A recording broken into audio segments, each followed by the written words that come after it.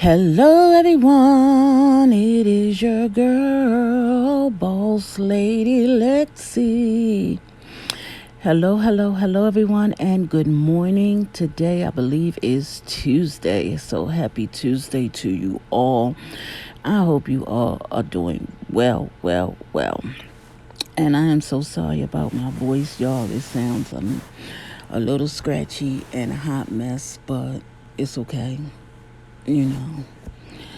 But the reason for this video is how did I get here? And I'm going to be talking about a lot of things in this video. I woke up out of my sleep and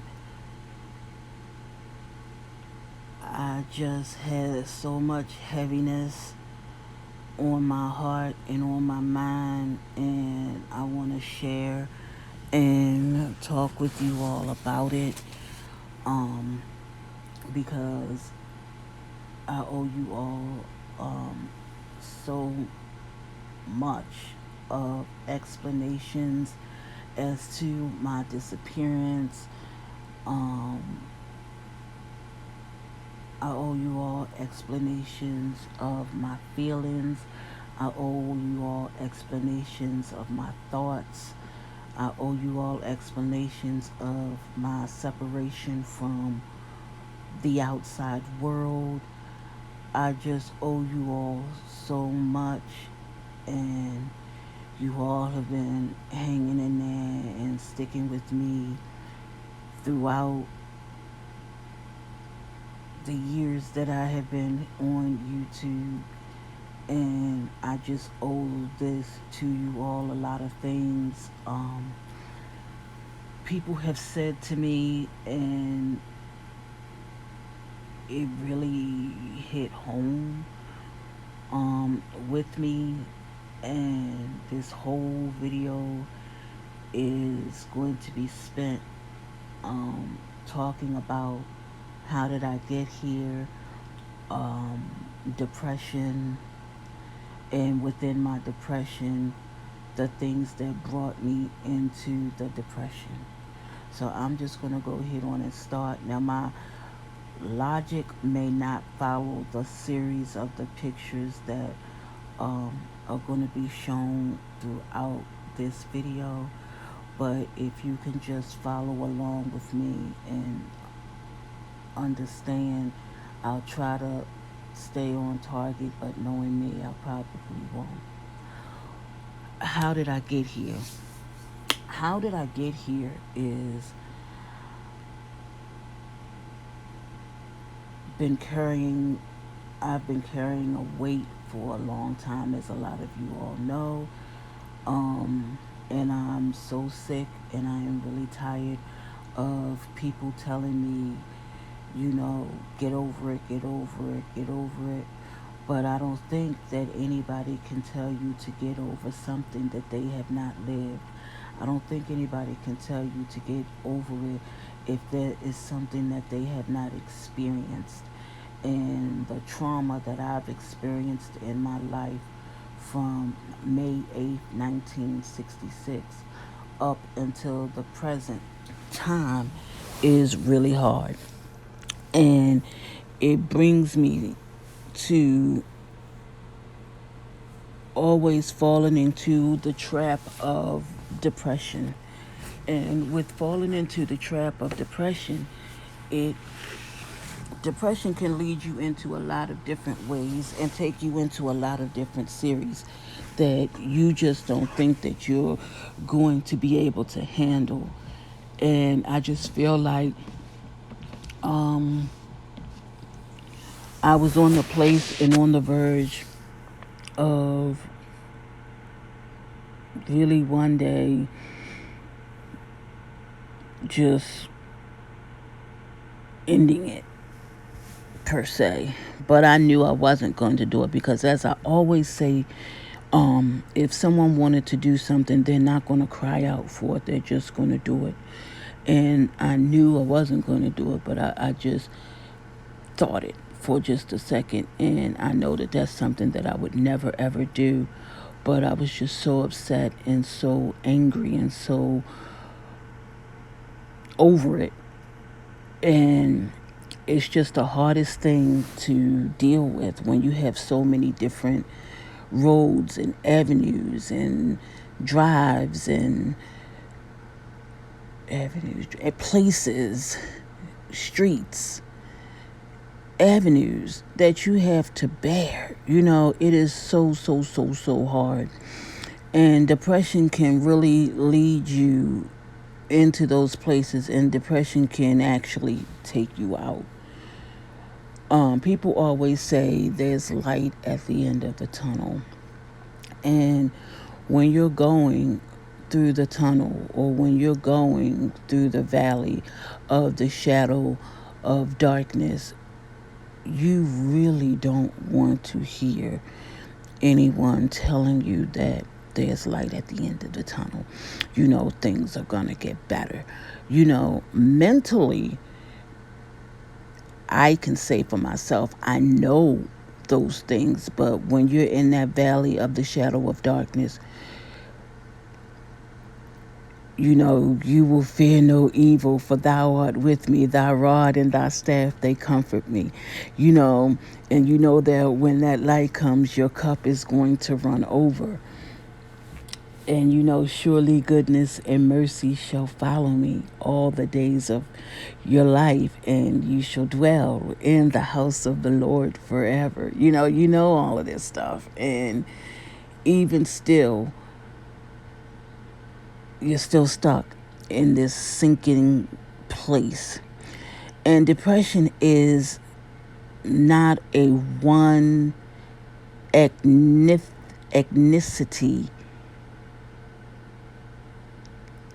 situation. There's people from all over the world, all over different cultures, different backgrounds, different profile dynamics.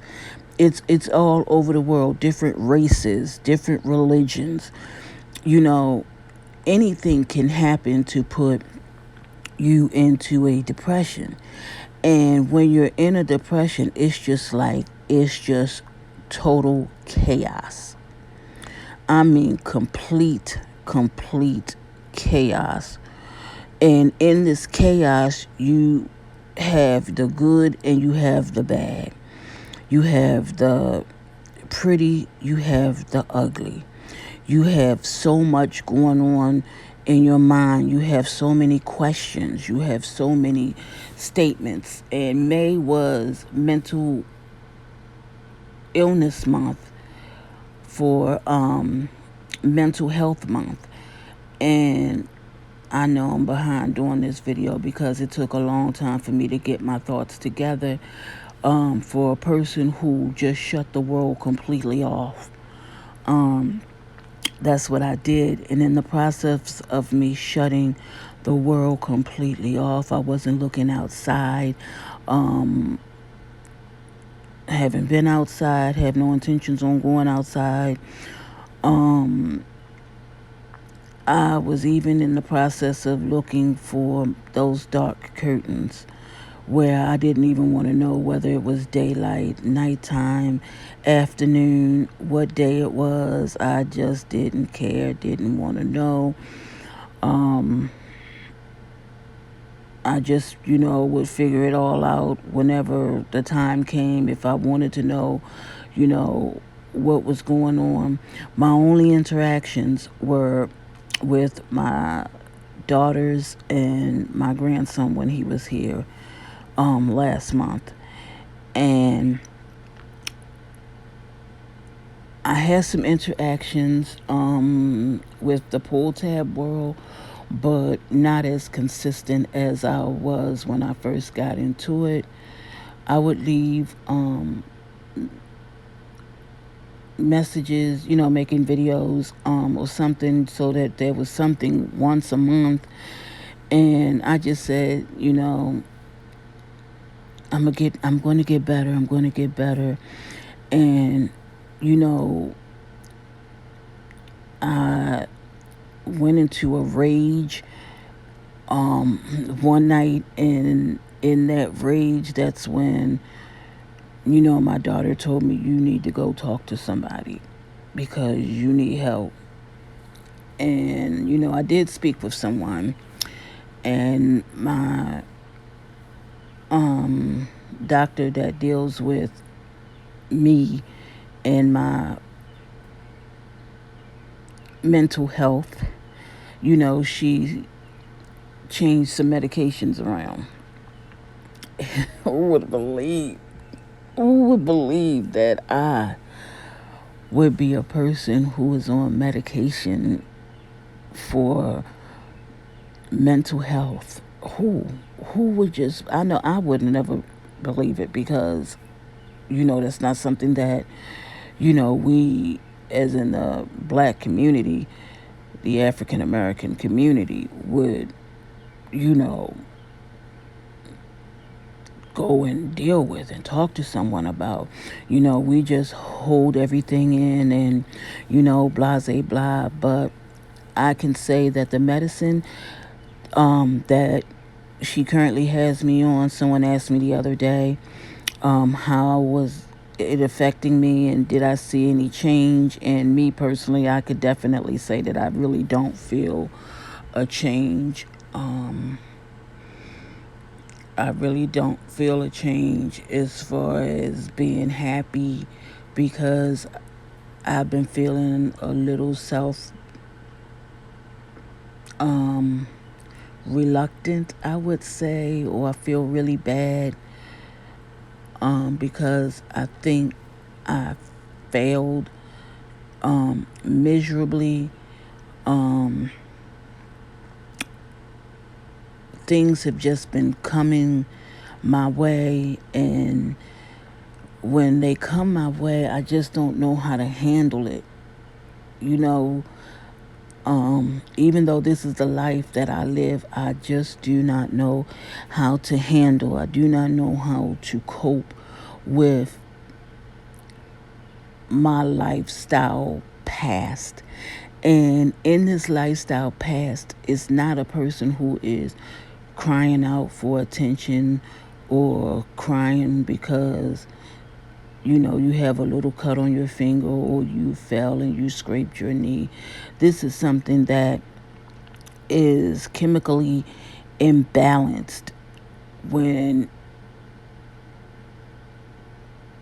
you are living a life almost, I'm not going to say a life of a lie, but a life of, I don't even know, but what makes me say this is on Facebook I saw a picture of, my biological um,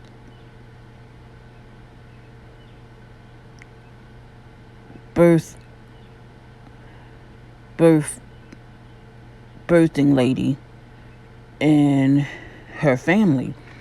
And they were all chatting in this picture of like Thursdays is Throwback Thursday. And in Throwback Thursday, there was a picture of like my biological sibling.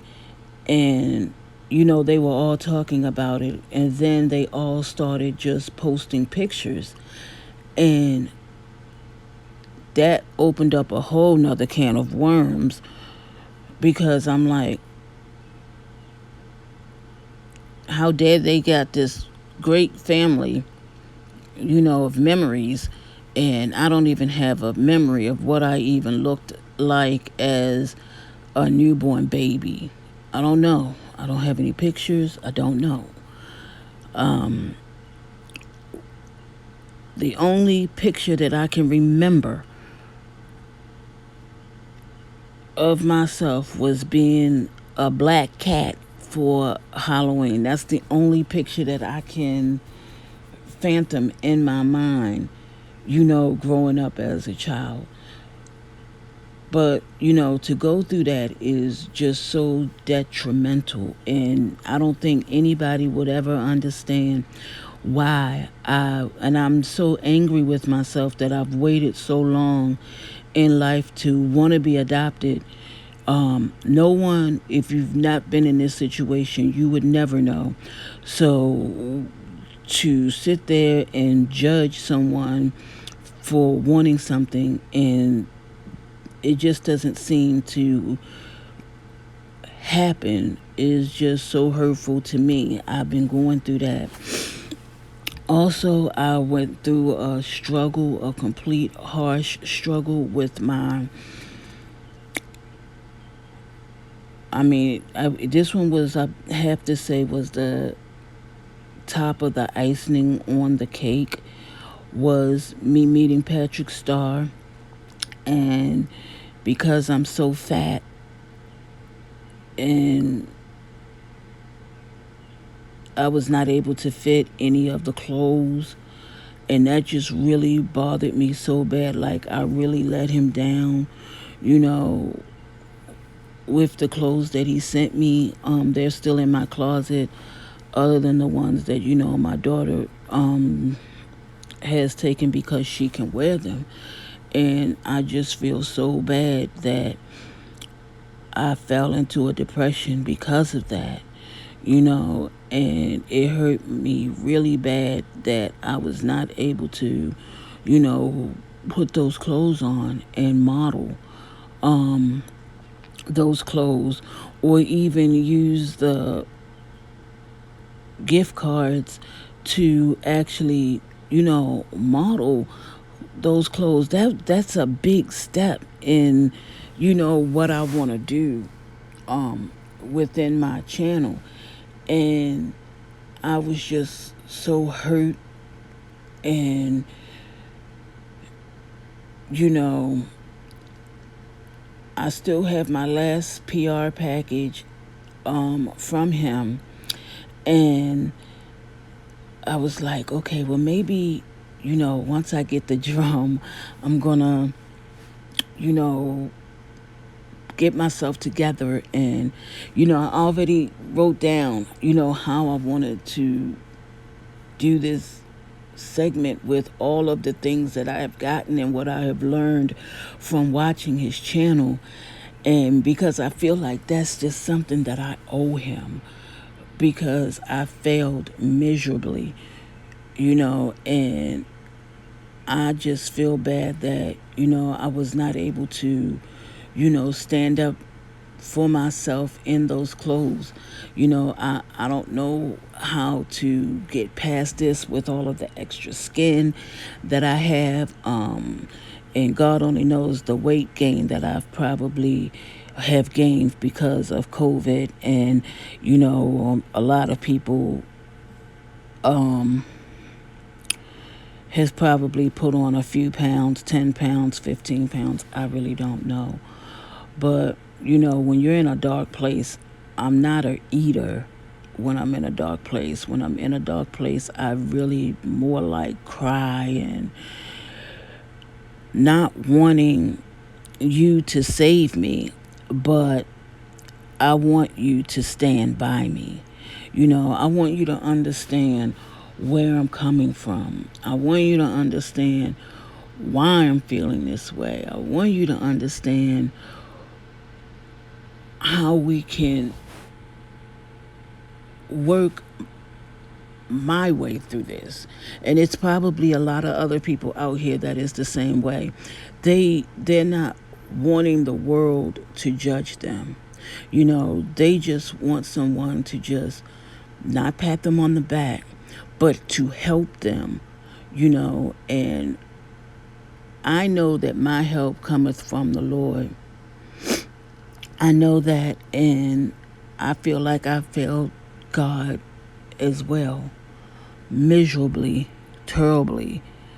I feel like I have failed myself. And with over 20, about almost close to 20 people that have come into my life that have just passed away within weeks and days and months from each other, since all of this stuff with COVID has, hit the surface. That is always touched me. And it's just really hard.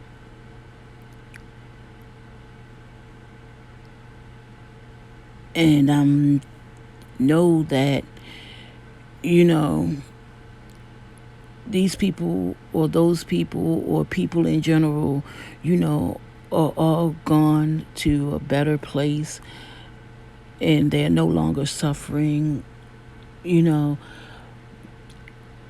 But some, I just don't feel like with COVID that if it hadn't come, these people would still be here. And I'm sure a lot of you all are going through your own moments, and do send my condolences to any and everyone whose family member has passed on, friends, loved ones, because of this deadly virus. I'm sorry, and I know I'm saying I'm sorry. I'm saying I'm sorry because it should have never happened. It should have never, gotten this far out of hand. But people are always so critical and always so quick to judge me and not learn me, not know me. And when situations that I have plans that I want to happen, like I was supposed to go to California. Oh my gosh, that was just like the trip of my dream. Um, and when that got canceled, that really also hurt me really, really bad. It just sent me in all kinds of spiraling ac- acrobats, going through my head, swinging and juggling and trying to figure this out and try to figure out that out and try to figure out why. And I'm tired of people saying, everything happens for a reason. Well, we all know that. But when you want something so bad, you're going to try to figure out any and every obstacle of getting that something or getting to that place of where you want to be. And now I am trying my best. I am trying my best to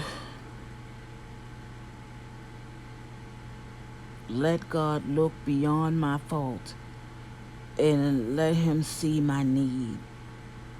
Because I can't do this alone, y'all. I can't. I just cannot do this alone. Um, I just know that the people that I love more than life to me is a family that's not even my family. And I let them down. And I just feel bad that I let them down. So, Patrick Starr, and to your staff, I want to say I'm sorry. I'm sorry. I'm sorry. I'm sorry that I let you down big time. To my YouTube family, I'm sorry I let y'all down.